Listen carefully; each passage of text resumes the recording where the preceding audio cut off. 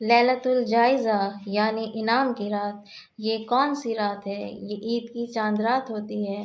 حضرت عبداللہ ابن عباس سے روایت ہے کہ رسول اللہ صلی اللہ علیہ وسلم ارشاد فرماتے ہیں کہ جب عید کی چاند رات آتی ہے تو اسے لیلۃ الجائزہ کہہ کر پکارا جاتا ہے۔ اس رات اللہ تبارک و تعالی فرشتوں سے فرماتا ہے کہ اے فرشتوں، بتاؤ اس مزدور کے بارے میں کیا کہتے ہو جس نے اپنی مزدوری پوری کی؟ تو فرشتے کہتے ہیں کہ یا اللہ، مزدور کو مزدوری پوری ملنی چاہیے۔ تو اللہ فرماتا ہے کہ اے فرشتوں، گواہ ہو جاؤ، میں نے ان سب کی مغفرت فرما دی۔